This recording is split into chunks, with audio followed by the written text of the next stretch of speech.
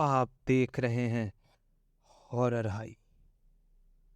दोस्तों, आज की जो ये घटना है ये राजीव जी के साथ घटी थी और ये एक पैरानॉर्मल अजीब घटना है जो मैं बताने जा रहा हूँ। इस कहानी को पूरा सुनिएगा, आप लोग बहुत ज़्यादा डर जाएंगे। ये कहानी राजीव जी की और उनकी पत्नी सुषमा और उनके बेटे आरव के 11वें जन्म दिवस मतलब उसके बर्थडे पर की है। इन लोगों ने जंगल सफारी का प्लान बनाया था। राजीव ने बर्थडे के एक दिन पहले ही जंगल सफारी के लिए गाड़ी बुक करवाई थी। अगली सुबह ये तीनों नेशनल पार्क के गेट के सामने जल्दी जल्दी पहुंच गए और सोचे घूमेंगे फिरेंगे मज़ा करेंगे।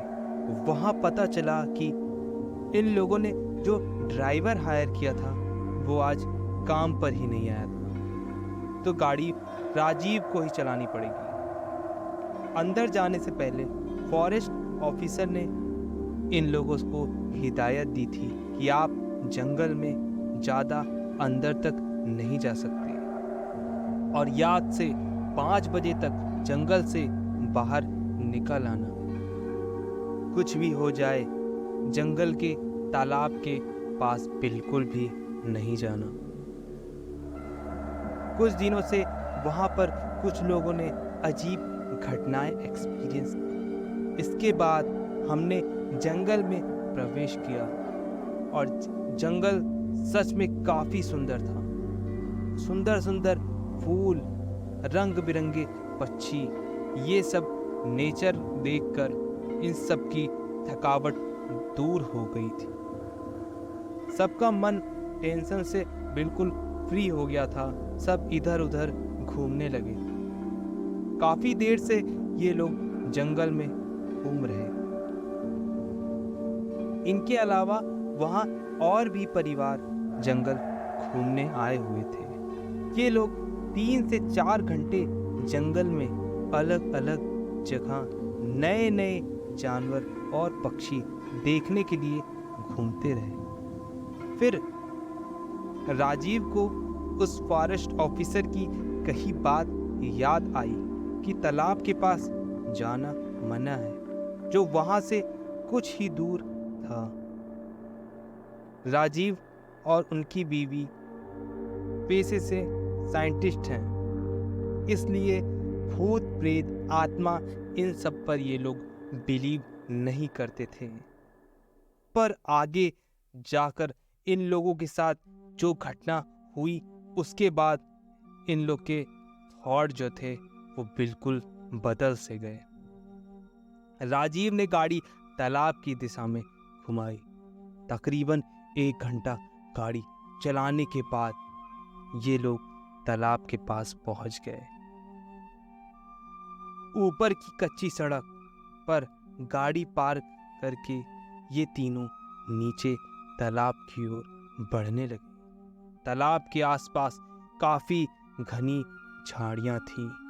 तालाब सच में बेहद खूबसूरत था। वो किसी तस्वीर जैसा लग रहा था। वहां आसपास के वातावरण में एक अजीब सी नशीली महक आ रही थी, जैसे किसी चीज की बहुत बेहतरीन खुशबू। इन लोगों ने तालाब के पास 2-3 घंटे बिताए। राजीव की बीवी और बेटा तालाब के पानी में खेलने लगे थे, एक दूसरे पर पानी उड़ा रहे थे। सुषमा यानी राजीव की पत्नी, उन्होंने राजीव से बोला, कुछ बोलते क्यों नहीं हो, आओ हमारे साथ पानी में एंजॉय करो ना। राजीव का ध्यान कहीं और था। वो एक बात और सोच रहा था कि हम लोग इतनी देर से वहां पर थे पर अभी तक एक भी जिंदा मछली तालाब के किनारे या आसपास नहीं दिखी थी और ना ही तो कोई भी पक्षी यहाँ पर पानी पीने आया था। हम लोगों ने इस सब बात को नजरअंदाज किया, मतलब राजीव ने, और पानी में परिवार के साथ खेलने लगा। पानी में खेलते खेलते किनारे से स्विमिंग करते हुए राजीव थोड़े गहरे पानी में गया। वहां पानी के अंदर जो कुछ दिखाई दिया उसके बारे में राजीव ने सुषमा और आरव को नहीं बताया। राजीव ने देखा कि पानी के अंदर उन्हीं तीनों की हमशक्ल जैसी 3 लाशें पड़ी थी और उनकी आंखें भी खुली हुई थी, मानो किसी भयानक चीज को देखकर डर से उनकी मौत हुई हो। राजीव ने सबसे पहले खुद के होश संभाले और फिर पानी से ऊपर आ गया। राजीव के कुछ बोलने से पहले वो दोनों पानी से बाहर निकल गए थे। राजीव भी फटाफट पानी से बाहर निकला और सबने कपड़े बदले और वहां से निकले। जब वो सब ऊपर आए तो वहां एक पीपल के पेड़ के नीचे एक 15 या 16 साल का लड़का बैठा हुआ था। राजीव ने सोचा, इतने खतरनाक तालाब के पास ये बच्चा क्या कर रहा है। उसने उससे पूछा, तुम यहाँ अकेले क्यों बैठे हो बेटा? तुम्हारे मम्मी पापा किधर हैं? उसने उसके राजीव के किसी भी सवाल का जवाब नहीं दिया। वो बस तालाब की ओर देखे जा रहा था। फिर जब राजीव ने उसके कंधे पर हाथ रखा तो उसे बहुत जोरों का झटका लगा, क्योंकि वो लड़का बर्फ जैसा ठंडा था, जैसे कि कोई पोस्टमार्टम हाउस में रखी हुई कोई लाश हो। राजीव को कुछ अजीब सा महसूस होने लगा और हम उस बच्चे को वहीं छोड़कर गाड़ी के पास आ गए। गाड़ी के पास एक बूढ़ी माताजी बैठी हुई थी। उस बूढ़ी माता से राजीव की पत्नी ने कहा, माताजी आप यहाँ क्यों बैठी हुई हो अकेले? उस बुढ़िया ने राजीव की पत्नी से कहा, बेटी तुम्हारे पास कुछ खाने के लिए है क्या? सुषमा ने कुछ सैंडविच और बिस्किट के पैकेट उस बुढ़िया को दिए। वो बुढ़िया राजीव की तरफ भी देख रही थी। राजीव ने उनसे कहा, माताजी क्या मैं आपको कहीं छोड़ दूं? वो गहरी आवाज में बोली,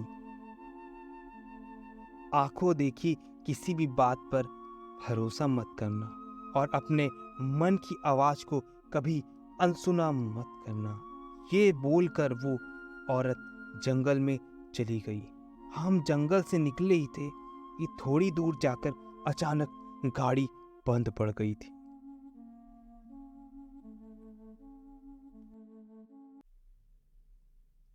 मेरे दिमाग में बस एक ही बात चले जा रही थी कि मैं अपने परिवार को लेकर उस अजीब और खतरनाक जगह से बाहर निकलना। राजीव ने गाड़ी को चेक किया तो उसमें पानी खत्म हो गया था और गाड़ी इतने घंटे बंद रहने के बावजूद भी कुछ ज्यादा ही गर्म थी। अब हमारे पास भी पानी खत्म हो गया था। मोबाइल में नेटवर्क नहीं आ रहा था। राजीव ने दोनों को कहा कि तुम गाड़ी में ही रुको, मैं 10 मिनट में पानी लेकर आता हूं। राजीव ने टाइम वेस्ट बिल्कुल नहीं किया और पानी का खाली गैलन लेकर तालाब की ओर निकला।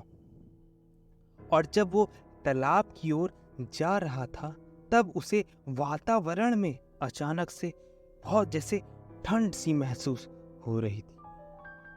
तालाब के पास पहुंचकर उसने देखा कि वो बच्चा अभी भी उसी जगह बैठा था। वो राजीव जो था वो नीचे ही उतर रहा था, तभी उसकी नजर झाड़ियों के पीछे तालाब पर पड़ी और उसने जो नजारा देखा उसे देखते ही उसके हाथ पैर ठंडे पड़ गए थे। उसे दिखाई दिया कि उसकी बीवी और बेटा तालाब के पानी में अभी भी बैठे हुए और राजीव उनकी वीडियो रिकॉर्डिंग कर रहा है। ये देखकर कुछ मिनटों के लिए वहीं पर नीचे बैठ गया और सोचने लगा कि ये हो क्या रहा है, ये किस तरह का भ्रम है जो उसे समझ में नहीं आ रहा। राजीव ने पानी में जो हम शक्ल देखे थे उसे लगा वो उसका वहम था, पर ये अभी क्या नई मुसीबत आ चुकी। क्या ये किसी तरह का छलावा है? उसको समझ में नहीं आ रहा था कि वो पानी लेने जाए या ना जाए। उधर उसकी फैमिली उसका इंतजार कर रही थी। फिर एक बार उठकर राजीव तालाब की तरफ देखा तो वो तीनों हमशक्ल वहां पर अब नहीं थे। उसने बिना सोचे तालाब की ओर दौड़ लगाई ताकि पानी लेकर वो अपने परिवार को इस मनहूस जंगल से जल्दी बाहर निकाल सके। उसने गैलन में पानी भरा, ऊपर आया तो उसकी नजर फिर से उस बच्चे पर पड़ी जो अब मेरी ओर मतलब राजीव की ओर देख रहा था। उसने राजीव से कहा, तालाब के पानी को यहां से मत ले जाना। राजीव उसकी ओर देखते हुए रुका और देखते ही देखते वो लड़का कुछ ही पलों में राख बनकर हवा हो चुका था। ये नजारा देखकर राजीव बहुत ज्यादा डर चुका था और वहां से तेजी से गाड़ी की तरफ भागा। फिर अचानक उसकी बीवी और बेटा सामने आकर खड़े हो गए। राजीव ने चिल्लाकर कहा, तुम दोनों को मैंने गाड़ी में रहने के लिए कहा था ना, तो तुम यहां क्यों आए हो? सुषमा ने जवाब दिया कि हम तुम्हें लेने आए। उस वक्त राजीव का मन उससे कहने लगा कि ये आवाज सुषमा की नहीं।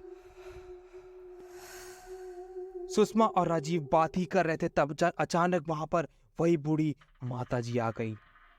उन्हें देखकर राजीव शांत हो गया था। पता नहीं उस बुढ़िया में ऐसा कौन सा जादू था। उन्होंने मेरे सिर पर हाथ रखा और तकरीबन 30 सेकंड के लिए राजीव सुन्न हो गया था और वापस होश जब आया तो उसके सामने वही बूढ़ी माताजी खड़ी थी और उसने खुद को तालाब के पानी में पाया और वो दोनों हमशक्ल अब गायब हो चुके थे। बूढ़ी माताजी ने इशारा करते हुए कुछ शब्द बोले, कंधे पर मारो और परिवार को बचाओ। राजीव इशारा समझ गया था और वो इतनी तेजी से दौड़ा और जब वो कार के नजदीक पहुंचा तो देखा कि उसके हमशक्ल उसके परिवार से बात कर रहा है। सुषमा और आरव जैसे अब किसी और दुनिया में जा चुके थे और वो उस आदमी से बात कर रहे थे जो कि राजीव के बिल्कुल हमशक्ल था। उनको कुछ नुकसान होने से पहले ही राजीव ने पीछे से जाकर उस आदमी के कंधे पर जोर से मारा। वो हमशक्ल राजीव की तरफ पलटा और फिर कुछ ही पलों में वो बहुत डरावनी आवाज में बोला, यहाँ से चले जाओ। राजीव बिना डरे उसके कंधे पर जोर जोर से मारता गया और भगवान का नाम लेता गया। कुछ ही देर में वो इंसान अब राख बन गया था। अब तक दिन पूरी तरह से ढल चुका था और वो फॉरेस्ट गार्ड मदद लेकर आ चुका था। उसने सोचा कि रात का समय हो चुका है, अभी भी वो गाड़ी वाले बाहर नहीं निकले, तो 5-6 लोग साथ में आ चुके जिन्होंने हमारी मदद की और फिर हम उस तालाब के जंगल से कभी नहीं भूलने वाली यादों को लेकर घर वापस पहुंचे। तो दोस्तों, कैसी लगी आपको ये कहानी? अगर अच्छी लगी हो तो चैनल को ज़रूर सब्सक्राइब कर दीजिएगा। आप लोग सब्सक्राइब नहीं करते हो। अगर अच्छी लगी हो तो चैनल को सब्सक्राइब और वीडियो को शेयर कर दीजिएगा।